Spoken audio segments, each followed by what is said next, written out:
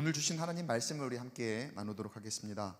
누가복음 15장 17절부터 19절까지의 말씀입니다. 누가복음 15장 17절부터 19절까지의 말씀. 우리 각자의 자리에서 우리 한 목소리로 같이 한번 읽어보도록 하겠습니다. 17절부터 19절입니다. 시작. 이에 스스로 돌이켜 이르되 내 아버지에게는 양식이 풍족한 품꾼이 얼마나 많은가. 나는 여기서 줄여 죽는구나. 내가 일어나 아버지께 가서 이르기를 아버지, 내가 하늘과 아버지께 죄를 지었사오니 지금부터는 아버지의 아들이라 일컬음을 감당하지 못하겠나이다. 나를 품꾼의 하나로 보소서 하리라 하고. 아멘. 미국의 연합감리교인들이 몇 년 전에 가장 좋아하는 찬송이 무엇이냐라는 그 설문에 답을 낸 그 결과를 제가 본 적이 있습니다. 가장 좋아하는 찬송으로 미국 감리교인들이 뽑은 곡의 제목은 우리말로는 예수를 나의 구주 삼고, 찬송가 288장이죠.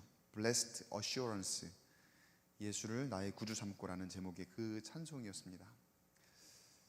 그 찬송을 제가 딱 보고 나니까 그 찬송가를 이제 그 지은 시인, 그 찬송시를 굉장히 많이 쓴 그 페니 크로스비라고 하는 여류 찬송 시인이 있거든요. 많이 들어보셨을 겁니다. 굉장히 많은 곡들이 지금 우리 찬송가에도 번역되어서 실려 있는, 우리가 굉장히 익숙하게 아는 찬송시도 굉장히 많은 그러한 시인입니다.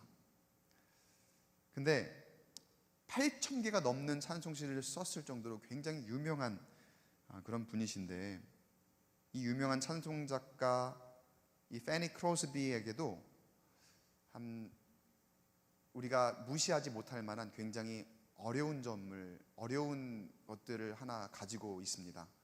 여러분, 거기 보면은 그림이 하나 나와 있는데, 신체적인 특징에 한 가지 우리가 주목할 만한 것이 있습니다. 뭐냐면 이 여인은 앞을 볼 수 없는 시각장애인이었다는 거예요. 시각장애인으로서 어떻게 그렇게 수많은 찬송시를 지을 수 있었을까? 아니, 신체적인 그런 불리한 점은 둘째 치고라도 이제 장애를 안고 살아가는 환경이잖아요. 저는 이 여인에게는, 이 페니 크로스비에게는 광야와 같은 인생이다라고 그렇게 좀 표현을 했으면 좋을 것 같아요.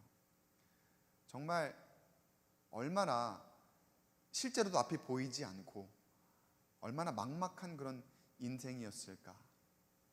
근데 그가 이렇게 작사한 찬송 시들을 가만 보면은, 그 가사의 내용들, 그리고 그 찬송하는 시를 보면은 얼마나 감사한 것들이 많은지 몰라요.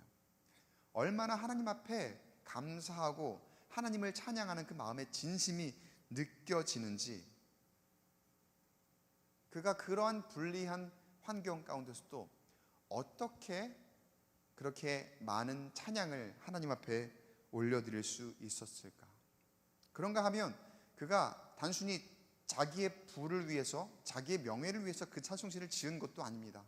저작권료에 대한 어떤 그런 권리를 주장한 것도 없고, 굉장히 싼 값에 많은 작곡가에게 그 시를 넘겨주기도 했다고 합니다. 그의 환경만 따져놓고 보았을 때에는 원망할 수도 있었고, 굉장히 좋지 않은 그런 환경이지만, 그리고 때때로는 내가 가진 재능이 이건데 이것으로 내가 좀 물질을 얻을 수 있지 않을까, 그리고 나를 위해서 그 물질을 조금 쓰고 싶었던 그런 유혹도 있었을 텐데, 이 크로스비 여사는 그런 원망, 그 세상적인 유혹, 그런 것들 다 뒤로 하고 온전히 하나님께 감사만 하는 그런 찬양으로 기쁨을 누리는 삶을 살았더라는 거예요. 그 중에 대표적인 곡이 아까 미국의 감리교인들이 최고로 좋아하는 곡으로 뽑았던 그 예수를 나의 구주 삼고, 그 찬양인데, 그 찬양에 이러한 가사가 있죠. This is my story, this is my song. 이것이 나의 이야기입니다. 이것이 나의 간증입니다. 그리고 이것이 나의 노래입니다. 이것이 나의 찬송입니다. 이렇게 고백하는 걸 볼 수가 있어요.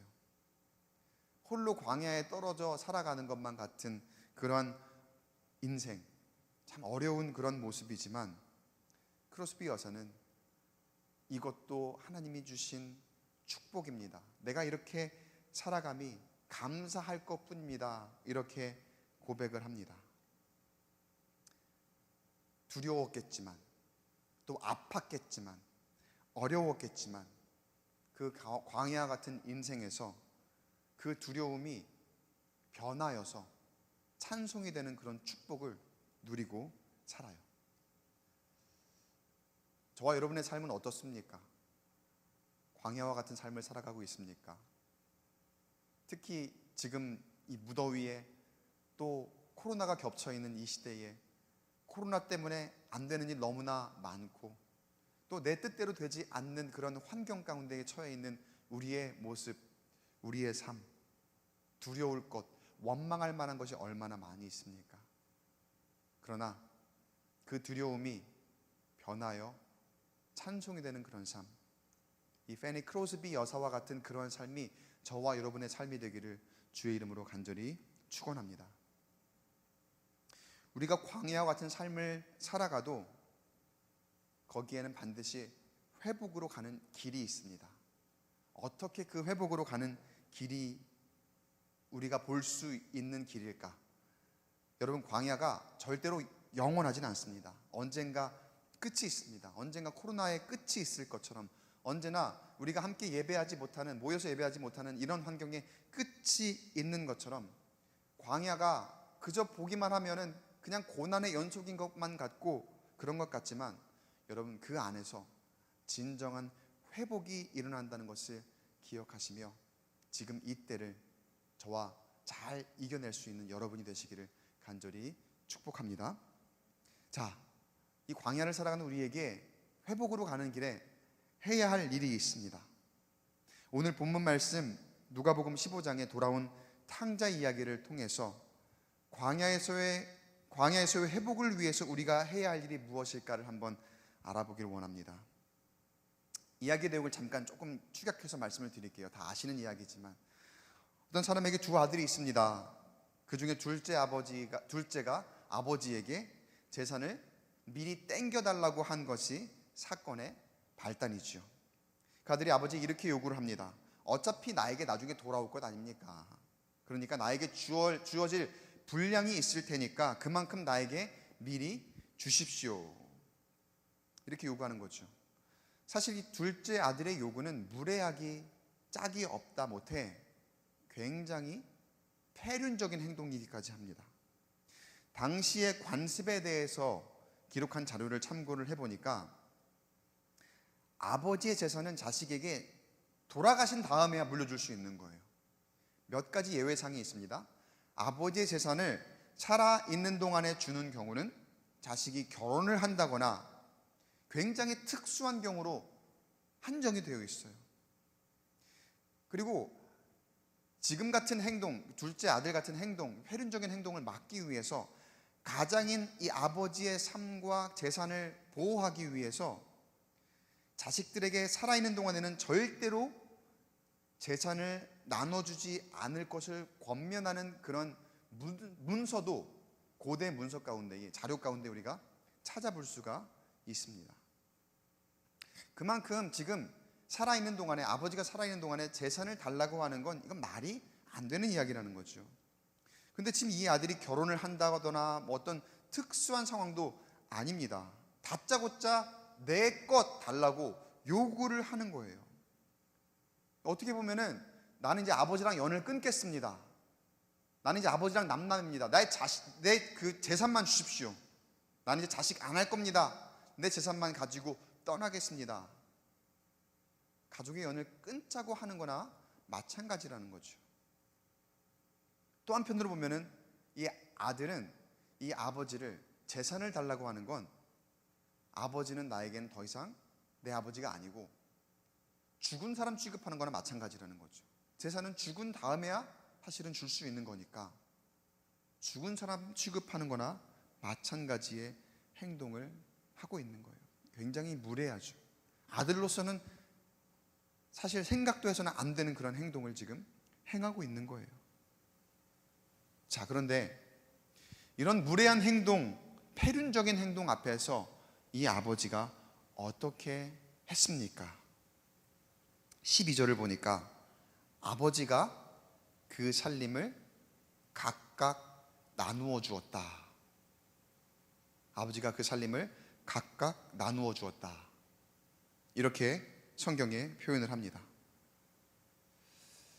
자식 이기는 부모 없다고 둘째 아들이 원하는 대로 재산을 달라는 대로 주게 됩니다.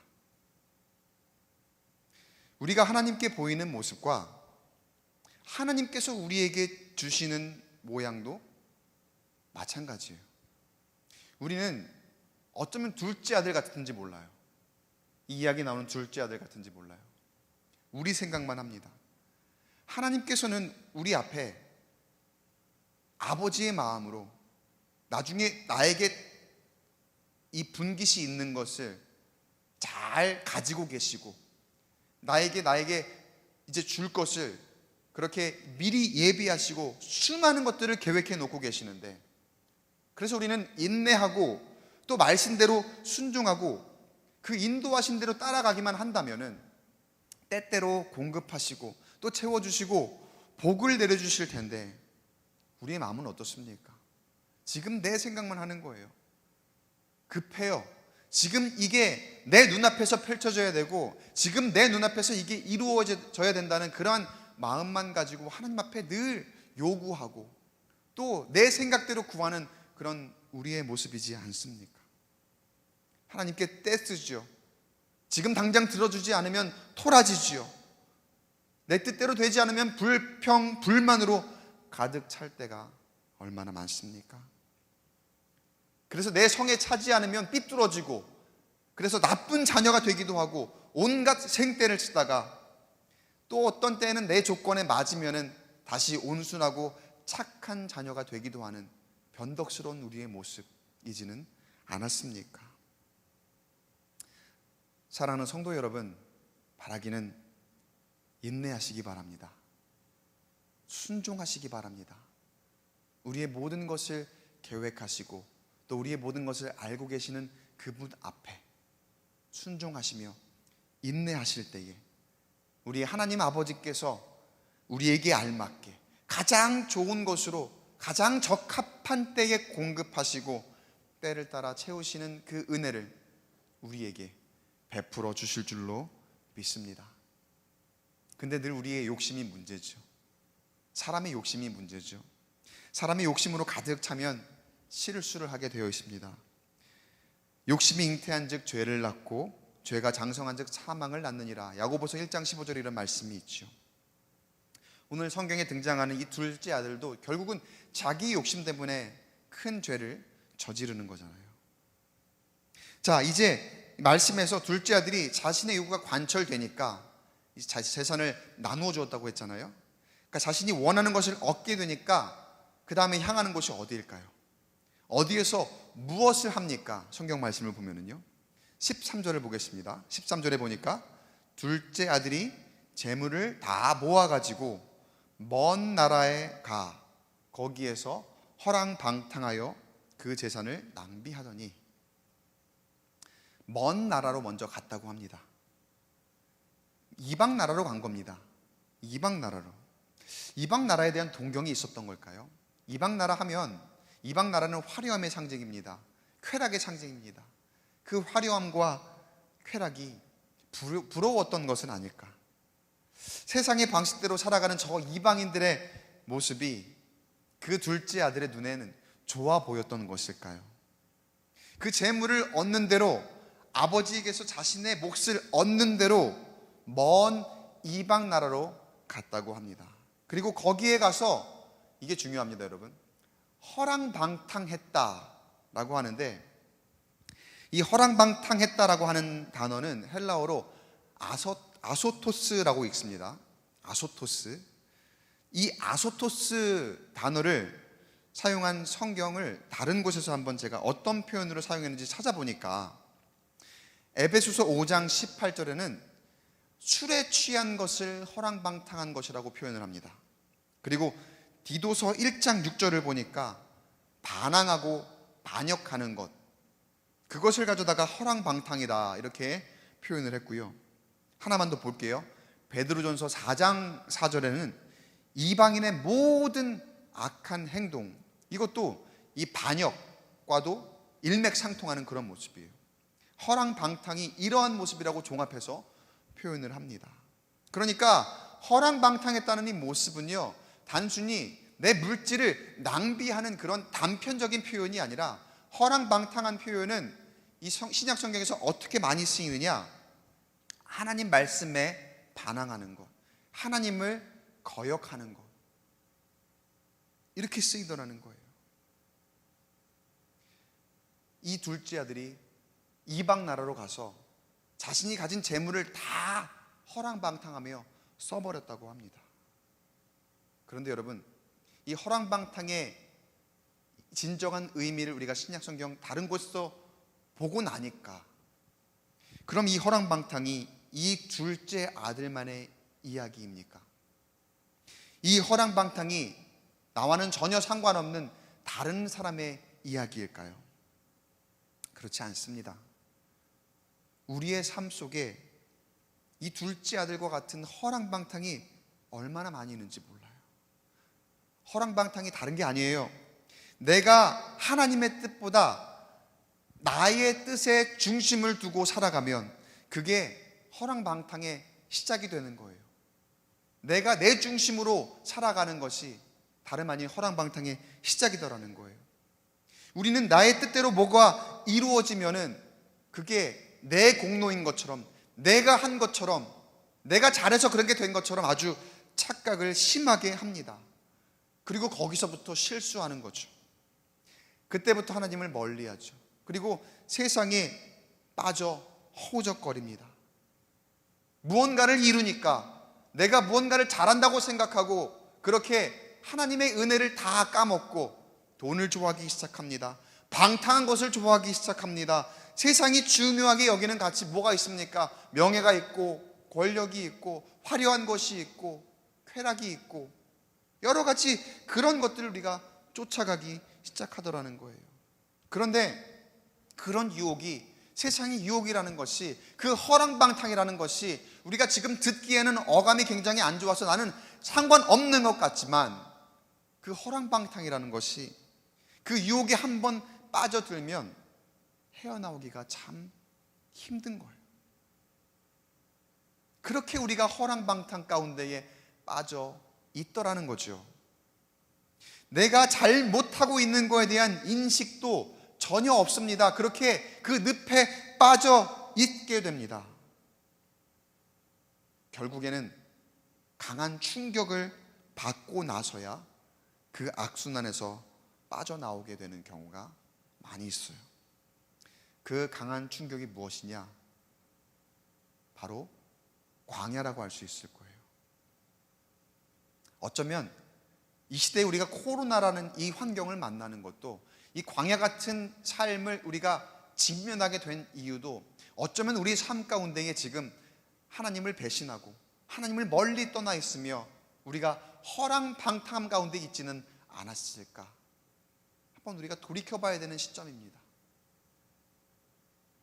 어쩌면 이 코로나를 극복하고 이겨내는 그런 환경도, 상황도 내 뜻대로 하려고 했고 내 생각대로 하려고 했고 하나님께 말로는 구하면서 하나님께 전적으로 맡기고 있지는 않은 그런 반쪽짜리의 믿음의 우리의 모습은 아니었는지, 이 광야 가운데에서, 이 충격적인 상황 가운데에서 우리가 한번 다시 돌이켜볼 필요가 있다는 거예요. 사랑하는 성도 여러분, 우리도 모르는 사이에 허랑방탕하고 내 뜻대로만 살아가고자 할 그때에 하나님께서 우리에게 광야의 환경을 주십니다. 그런데 여러분, 이건 하나님의 목적이 우리에게 어려움을 주시고자 하는 것이 아니에요. 그럼 무엇입니까? 하나님과 나와의 관계를 회복할 수 있도록 이 광야의 시간을 통해서 때로는 길기도 하고 때로는 짧기도 하지만 그 어려움이 있고 아픔이 있는 그 여정을 통해서 우리에게 관계 회복의 기회를 주시는 줄로 믿습니다. 여러분, 오히려 축복을 향한 단계로 우리에게 지금 이때를 허락하시는 거예요. 여러분, 혹시 광야 가운데 내가 있다고 생각하시면서도 과거의 그 쾌락적인 모습과 과거에 내가 잘 나가던 그런 환경, 그런 것들을 혹시 여전히 생각하고 계십니까? 야, 내가 그때는 정말 잘 나갔었는데 지금 이게 뭐냐? 억울해하고 계시지는 않습니까? 사람 앞에 부끄러워하는 그런 모습을 가지고 계시지는 않습니까? 그러나 여러분, 오늘 우리가 말씀을 듣고 또 하나님께서 우리에게 들려주시는 음성을 들으시고 이 시간을 통해서 다시 한번 깨닫는 저와 여러분 되길 바랍니다. 다른 사람의 시선 아무것도 신경 쓰지 마시고 다른 것 다 내려놓고 우리가 지금 광야 가운데 있을 때 이 광야 앞에서, 이 광야 한복판, 광야 안에서 하나님과 진정한 교제, 깊은 만남이 있게 되길 간절히 축복합니다. 하나님만 바라볼 수 있는 정말 절호의 기회, 축복으로 갈 수 있는 정말 귀한 기회가 저와 여러분에게 주어지게 되기를 간절히 축원합니다.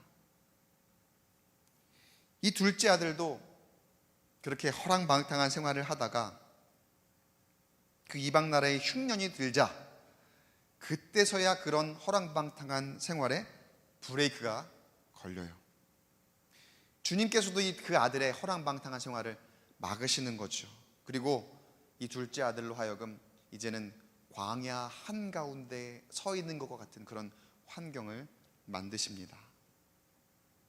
광야가 아플 수 있지만, 힘들 수 있지만 그 깨어진 관계의 회복을 위해서, 우리의 일그러진 그 하나님의 형상, 그것을 회복하기 위해서 이 광야의 과정이 필요하거든요.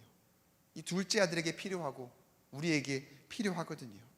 그 회복을 하나님께서 원하시기에 광야로 인도하세요. 자, 이 아들이 광야와 같은 그런 삶 앞에 이제 서게 됩니다. 별의 별 일을 이제 다 겪게 되는 거죠. 14절에 보면은요, 흉년이 들어 그가 비로소 궁핍한지라. 자, 이제 흉년이 드니까 자기가 궁핍한 거예요. 그때서야 깨닫는 거죠. 아, 내가 이제 광야로 들어섰구나. 그때 알게 되는 거예요. 내 뜻대로 욕심대로 살아가다가 아무것도 모르고 있다가 허랑방탕하다가 흉년이 들고 나서야 충격을 받는 거예요. 내 수중에 아무것도 없는 걸 알고 나서야, 그때 내가 이제 궁핍해서 굶주리고 나서야, 그때에서야 깨닫게 되는 거죠. 그리고 그가 어떻게 한번 살아보려고 애를 쓰는데 15절에 보니까 가서 그 나라 백성 중 한 사람에게 붙여 사니 그가 그를 들로 보내어 돼지를 치게 하였는데, 여기 그 한 사람에게 붙여 사니, 그러니까 이방 나라의 한 사람에게 붙여 살았다. 이건 뭐냐면 일자리를 구했다는 거예요. 고용되었다는 뜻입니다. 그러니까 숙식을 제공받으며 일을 해주게 되었다는 건데, 이 이방인이 이 둘째 아들을 어떻게 했냐면 돼지를 치게 했다. 이게 여러분 굉장히 굴욕적인 삶입니다.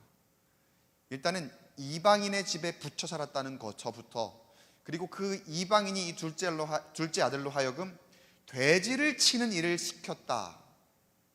이 둘째 아들에게는 그야말로 굴욕 중에 굴욕입니다. 구약성경 레위기와 신명기를 보면은 돼지들을 굉장히 부정한 동물로 봅니다. 그리고 유대인 랍비들은 돼지를 어디에서도 기르지 말아라, 이렇게 가르쳤다고 합니다. 그런데 지금 이 둘째 아들이 이방인에 의해서 돼지를 기르는 그 부정한 일을 맡게 되었더라는 거예요. 근데 거기서 끝이 아니에요. 더 굴욕적인 것은 그 다음 절에 나옵니다. 그 16절에 보면은 그가 돼지 먹는 쥐염 열매로 배를 채우고자 하되. 참 광야도 이런 광야가 없을 거예요. 그야말로 자신의 육신적인 그리고 마음적인 그 모든 면에서 완전히 바닥으로 떨어져 있는 그런 모습입니다. 돼지 먹는 쥐염 열매로 배를 채웠다. 두 가지 의미가 있을 거예요. 부정한 동물이 먹을 만한 것을 먹고자 했던 것은, 첫째로 이 둘째 아들이 정한 것과 부정한 것을 분별할 수 없을 정도로 그가 허랑방탕했다는 거죠. 타락해 있었다는 거죠. 그리고 둘째는 뭐냐면은 그가 얼마나 배가 고팠으면, 얼마나 먹을 것이 간절했는가 짠한 거죠. 얼마나 간절했으면은 그 이방인에게 의해서 돼지를 치러 일을 나갔다가 거기서 돼지가 먹는 쥐염 열매로 배를 채웠을까.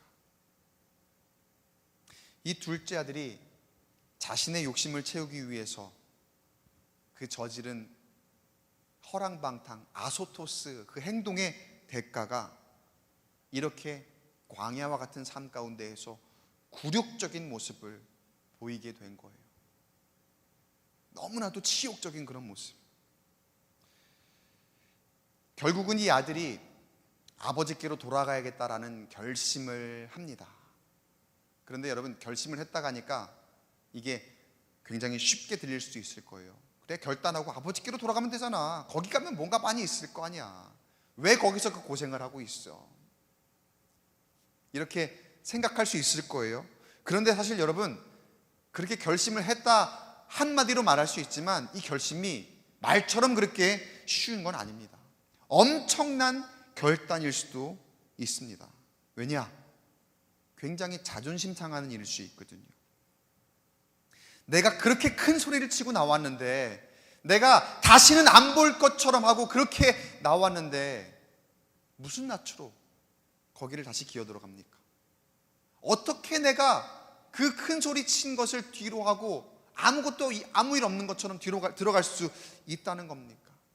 또 한편으로는 걱정도 됐을 거예요. 지금 여기서 이렇게 굴욕을 당하고 있는데 내가 결단하고 돌아갔을 때에 거기서도 거부를 당하면 어떡하지? 너는 내 자식 아니야. 그리고 나갈 때는 언제고 어디를 다시 기어들어 하면서 다시 나가. 꼴도 보기 싫어. 다시 거기서 거부를 당하면 그동안의 굴욕에 더해서 그 치욕과 내가 완전히 나락으로 떨어지는 그 모습을 상상을 하니까 이거는 있을 수가 없는 일이에요. 내가 그 이상은 견딜 수 없을 것 같다는 그런 생각이 들지 않았겠습니까? 또 아버지는 아버지고 이 아들이 둘째라 그랬잖아요. 형도 있습니다. 형은 나에게 뭐라고 할까? 나중에 여러분이 이야기 결말을 아시지만 나중에 형이 이 아들이 돌아왔을 때에 실제로 굉장히 분해했죠. 좋아하지 않아 했죠. 뭐 다른 이유도 있었지만, 아버지가 그를 맞아줬기 때문에 하는 그런 이유도 있었겠지만 형이 실제로 그런 모습을 싫어했습니다. 근데 이 둘째 아들의 입장에서 미리서부터 그 걱정을 하지 않을 수 없었을 거라는 거죠. 내가 아버지에건 형에게건 그 큰 소리를 치고 뛰쳐나왔는데 내가 이방 나라에 가서 더 성공해서 더 부와 명예를 누리고 그렇게 떵떵거리며 살 수 있을 줄 알았는데 어떻게 내가 다시 돌아간다는 생각을 할 수 있을까? 이렇게 생각할 수 있잖아요. 그러니까 그 돌아간다는 결단이 사실은 말이 쉽지 그렇게 쉬운 결정은 아니었을 거라는 거죠. 그런데 그래도 이 둘째 아들이 결단을 할 수 있었던 것은 이 광야와 같은 삶을 통해서 깨달은 거예요. 아니, 깨닫게 하신 거죠. 그리고 결단하게 하신 거죠. 자기의 의지로는, 본인만의 의지로는 아마 그런 깨달음이 있을 수 없었고 그렇게 결단도 할 수 없었을 거예요. 그러나 그 둘째 아들의 심령 가운데에 성령께서 역사하셔서 그 광야와 같은 그 삶 가운데에 굴욕적인 삶을 살아가는 가운데에 깨달음을 주십니다. 그 깨달음이 무엇이냐? 아, 내가 있을 곳은 아버지의 품밖에 없구나. 내가 거할 곳은, 내가 있어야 할 곳은, 거기에 화려함 없어도 내가 지금 당장 원하는 내 뜻대로 행하지 못하는 그런 것이 그렇게 있다 하더라도 내가 거할 곳은, 내가 있을 곳은 아버지의 품이구나. 지금은 내가 여전히 아버지와 함께 할 때이구나. 아버지의 계획 아래에서 내가 아직도 살아야 되는 그런 사람인데 라는 그런 깨달음을 주신 거예요. 그리고 또한 걱정하고 있을 때, 염려하고 있을 때, 그런 마음이 있지만 내 의지로는 결단할 수 없을 때에 성령께서 그가 결단하도록 담대함을 주신 줄로 믿습니다. 그리고 그가 이렇게 이제 먼저 고백을 하죠. 18절 19절에 내가 일어나 아버지께 가서 이르기를 아버지, 내가 하늘과 아버지께 죄를 지었사오니 지금부터는 아버지의 아들이라 일컬음을 감당하지 못하겠나이다. 나를 품꾼의 하나로 보소서 하리라 하고, 내가 이렇게 가서 얘기해야 되겠다라고 결단을 하고 이제 아버지에게로, 집으로 다시 향하는 거예요. 방금 읽은 구절을 네 부분으로 한번 나눠보면요, 첫 번째, 아버지를 불러요. 먼저 내가 가서 아버지를 불러야 되겠다. 그리고 두 번째는 뭡니까? 죄를 고백합니다. 그리고 세 번째는 그 죄를 진심으로 뉘우칩니다. 내가 아버지께 죄를 지었습니다. 그리고 마지막으로 네 번째로 간청을 하는데 여기에 정말 중요한 의미가 있습니다. 여기에 대해서는 나중에 보겠지만 어떤 간청이냐? 나를 품꾼의 하나로 보소서. 이렇게 간청하는 거예요. 여러분, 이 고백은요 스스로 할 수 없는 거예요. 회개의 영이 임한 거예요. 성령께서 임하셔서 그로 하여금 진정으로 죄를 뉘우치게 하고 내가 아버지에게로 돌아가는 것만이 내가 살아나는 길이다, 회복할 수 있는 길이다라는 것을 깨닫게 하셨더라는 거예요. 여러분, 누구나 실수할 수 있습니다. 누구나 욕심이 있습니다. 누구나 범죄할 수 있습니다. 지난 시간에 수요 예배 때 그 설교 제목처럼 누구도 안심할 수 없다, 그 설교 제목처럼 다윗이 그랬던 것처럼 누구나 다 사실은 범죄할 수 있는 거예요. 누구나 다 죄악 가운데 빠져 있을 수 있습니다. 누구나 사람의 욕심을 채울 수 있습니다. 우리가 하나님의 자녀라고 하지만 여전히 완전하지 못한 사람이기 때문에 언제든지 우리는 육신의 욕심을 따라서 죄를 범할 수 있다는 거예요. 하나님을 떠나서 살 수 없는데 마치 때로 우리의 욕심 때문에 이 둘째 아들이 그랬던 것처럼 하나님을 떠나서도 살 수 있을 것 같아, 그런 착각을 누구나 할 수 있다는 거예요. 그러나 광야 가운데 우리가 서게 되었을 때에 그때서야 우리가 내가 무언가 잘못했구나, 무언가 잘못되었구나, 그렇게 깨닫게 되죠. 근데 그때는 언제입니까? 이미 죄를 범하고 난 이후예요. 우리가 이미 실수를 저지르고 난 다음이라는 거예요. 그런데 은혜는 뭐냐면요, 하나님께서 우리에게 허락하시는 은혜는 뭐냐면요, 이미 죄를 지었지만, 이미 우리가 실수를 저질렀지만, 이미 우리가 정말 주워 담을 수 없는 그러한 잘못된 행동들을 다 저질러 놓았지만 우리가 우리의 죄를 주님 앞에 내어놓고 자백하고 하나님께 회개하면 하나님은 우리를 용서하시고 우리로 하여금 주님께로 돌이킬 수 있도록 인도하시는 분이라는 사실을 여러분 믿으시기 바랍니다. 여러분, 이게 은혜예요. 신약학자 요아킴 예레미야스라고 하는 사람이 회개에 대해서 이렇게 말합니다. 회개는 하나님을 아바 아버지라고 다시 부르는 것을 배운다는 뜻이고 우리의 모든 신뢰를 하늘에 계신 아버지께 드린다는 뜻이고, 아버지의 집으로, 아버지의 품으로 돌아간다는 뜻이다. 여러분, 우리가 혹 광야 가운데 있다 하더라도 우리에게는 주님의 은혜로 말미암은 회개의 영이 부어져 있습니다. 그렇기에 회복으로 가는 길로 우리는 걸어가고 있는 줄로 믿습니다. 자, 그렇게 이 둘째 아들이 결단을 하고 드디어 돌아왔습니다. 이 아들이 회개하며 돌아오니까 어떤 일이 일어났습니까? 22절, 23절을 보니까 아버지는 종들에게 이르되 제일 좋은 옷을 내어다가 입히고 손에 가락지를 끼우고 발에 신을 신기라. 살진 송아지를 끌어다가 잡아서 먹고 즐기자. 그리고 24절에 보니까 그들이 즐거워하더라. 페류나가 돌아왔는데, 죄인이 돌아왔는데, 그렇게 큰 소리치고 자기 욕심만 채우던 그 이기적인 사람이 돌아왔는데 즐거워했대요.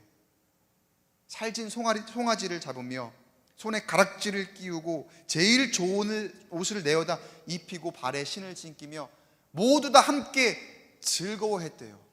여러분, 이게 상식적으로 말이 됩니까? 상식적으로 말이 됩니까? 또 이 아들의 입장에서는 돌이킨다는 것이 쉬운 결정이 아니었겠지만, 또 여러 걱정이 많았지만, 자존심 상하고 거부당하진 않을까 그런 두려움과 염려도 있지만, 여러분, 결론은 무엇입니까? 말도 안 되는 것 같지만 아버지가 아들을 기다리고 있었던 거예요. 그 누구보다도 아버지는 이 아들이 떠난 그 순간부터 그곳만 바라보며 언제 이 아이가 다시 돌아올까, 그렇게 늘 노심초사 어디 가서 아들이 고생하지는 않을까, 아들이 어디 가서 아프지는 않을까, 그렇게 기다리고 있었더라는 거예요. 여러분, 주님의 마음이, 저와 여러분을 향한 주님의 마음이 바로 이 아버지의 마음인 줄 믿으시기 바랍니다. 저와 여러분을 항상 기다리고 계세요. 그리고 언제고 우리가 결단하고 돌아왔을 때면 우리를 맞아주시고 제일 좋은 것으로 채우시며 즐거워하시는 분이 바로 우리의 하나님이라는 거예요. 때로 우리는 왜 광야로 나를 보내셨냐고, 왜 이런 고난 가운데로 나를 몰아세우셨냐고 원망도 하고 불평도 하지만, 우리 주님은 우리가 거할 곳은 오직 주님 품뿐임을 깨닫고 돌아오기를 그 어느 누구보다도 초조하게 그리고 간절하게 기다리고 계십니다. 자, 여러분, 우리가 해야 할 것은 무엇입니까? 어쩌면 어려울 수 있는 그 결단, 이 둘째 아들이 행했던 그 결단, 우리도 과감하고 담대하게 행하는 것. 그래서 내 자존심, 두려움 다 내려놓고 주님 품으로 돌아오는 것. 그렇게 하나님을 전적으로 신뢰하고 우리의 부족한 것, 우리의 죄성을 하나님 앞에 내려놓고 회개하며 나올 때 주님의 은혜를 인해 온전한 모습으로 회복하는 우리의 삶이 되기를 주님의 이름으로 축원합니다. 자, 그런데 둘째 아들이 회개하는 과정에 이르기 전에 자신에 대해 깨닫는 모습에서 우리가 하나님과의 그 관계 회복을 위해 필수적인 것 또 한 가지가 있는데 17절 한번 보겠습니다. 17절에 이에 스스로 돌이켜 이르되 라는 표현이 있어요. 스스로 돌이켜. 무슨 말입니까? 나 자신에게 먼저 다가가야 된다는 거예요. 스스로 먼저 돌이켜서 나 자신을 먼저 돌아봐야 된다는 거예요. 하나님과의 관계를 회복하고 사람과의 관계를 회복하려고 하면서 이전에 우리가 누렸던 권리를 생각하십니까?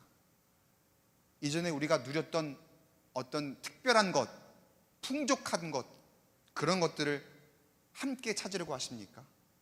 그러면 여러분, 관계는 회복될 수 없습니다. 이건 마치 내가 누군가의 잘못을 했는데 잘못은 했다고 사과는 하지만 나는 거기에 상응하는 벌은 받지 않고 싶습니다 하라고 말하는 것과 같아요. 내가 미안은 하지만 내가 잘못한 것에 대해서 나는 아무것도 포기는 할 수 없습니다라고 말하는 것과 마찬가지라는 거예요. 자, 둘째 아들이 아버지에게 표현하는 이 지금 모습, 이 모습을 통해서 우리의 진정한 관계의 회복의 자세가 어떠한 모습이어야 되는지 볼 수 있어요. 19절 말씀 보세요. 아까 우리가 읽었던 말씀이잖아요. 우리 같이 한번 읽어보겠습니다. 각자의 자리에서 시작. 지금부터는 아버지의 아들이라 일컬음을 감당하지 못하겠나이다. 나를 품꾼의 하나로 보소서. 여러분, 우리가 기도 제목들 참 많이 있죠. 하나님 앞에 내려놓는 것, 하나님 앞에 구하는 것 얼마나 많이 있습니까? 그런데 여러분, 우리가 기도 응답 구하기 이전에 제일 먼저 해야 할 일이 있습니다. 하나님과의 관계의 회복입니다. 그리고 그 첫 단계는 바로 회개입니다. 내가 먼저 나를 비우고 내가 먼저 나를 낮추려고 할 때에, 그때에 그 관계가 회복될 줄 믿습니다. 그리고 나와 하나님과의 관계가 회복되면 하나님께서는 우리의 기도를 들으시고 그 기도에 하나님의 좋은 것으로 채우시며 응답하실 줄로 믿습니다. 그런데 여러분, 나를 내려놓는다는 것의 의미를 한번 잘 생각해 보세요. 우리는 정말 내려놓았습니까? 진짜 내려놓았습니까? 그렇게 말은 하는데, 하나님, 내가 하나님 앞에 회개합니다. 하나님, 내가 지난 과오를 모두 주님 앞에 다 내려놓습니다. 내가 그동안에 내 뜻대로 행한 것들 다 주님 앞에 내려놓습니다. 이렇게 말은 하는데, 그렇게 기도는 하는데, 회개한다고 하는데, 가만 보니까 그래도 하나님, 이거는 내가 그래도 이룬 것이 좀 있는데 이거는 좀 가지고 있으면 안 될까요? 하나님, 이것도 아직 좀 아까운데요. 등등. 내가 여전히 포기하지 못하는 것, 내가 여전히 내려놓지 못하는 그런 것들이 있지는 않느냐는 거예요. 사랑하는 성도 여러분, 주님께서 원하시는 우리의 회복은 우리가 자신을 온전하게 내려놓을 때에 이루어질 줄로 믿습니다. 둘째 아들이 가서 진정으로 내려놓는 그의 심정을 보세요. 그의 자세와 그의 모습을 보세요. 내가 회복해서 가면서, 아버지, 내가 잘못했습니다. 내가 진짜 아버지의 아들인데 아버지의 아들로서 내가 정말 못할 일을 했습니다. 그러니까 나를 다시 받아주세요. 이렇게 나온 게 아니죠. 어떻게 나왔습니까? 내가 정말 있어서는 안 될 일을 했습니다. 그러니 나는 더 이상 아버지의 아들이라 할 수도 없는 사람입니다. 나를 그저 품꾼의 하나로 봐주십시오. 여러분, 진정 내려놓는 건 이 둘째 아들의 고백과 같은 모습인 줄 믿습니다. 갈등의 원인, 그리고 광야까지 가게 된 원인은 우리입니다. 둘째 아들입니다. 그러나 여러분, 회복의 주체는 우리가 아닙니다. 회복은 하나님이 하시는 거죠. 하나님이 이루시는 거죠. 내가 이 정도만 회복해야지, 그 다음에 나중에 회복해야지, 그렇게 할 수 있는 것도 아니라는 거예요. 어떻게 해야 합니까? 전적으로 내려놓아야 할 줄 믿습니다. 말씀에서 둘째 아들이 내려놓은 것처럼 품꾼이 되고자 하는 심정으로, 종이 되고자 하는 심정으로 나를 내려놓을 때, 나를 기다리고 계셨던 주님께서 나를 다시 회복시키시고, 내가 나를 종으로 불러주십시오, 나를 종으로 삼아주십시오 라고 한다고 나를 종으로 여기시는 것이 아니라, 나를 다시 부르실 때에 잘 왔다 내 아들아, 너무나 잘 왔다 내 딸아, 이렇게 부르시며 다시 우리를 회복시키고 세워주실 것입니다. 멀리 떠나 계십니까? 돌아와야 하는 것 알고는 있지만 쉽지 않으십니까? 우리 오늘 이 시간을 통해서 같이 결단했으면 좋겠습니다. 주님께서 기다리고 계십니다. 온전한 회복을 허락하실 그 주님의 은혜를 힘입어 이 광야 가운데에 진정한 회복의 길로 접어들어 늘 주님 품에 거하고 하나님과 동행하는 그 삶을 살아가는 저와 여러분 되시기를 주님의 이름으로 간절히 축원합니다.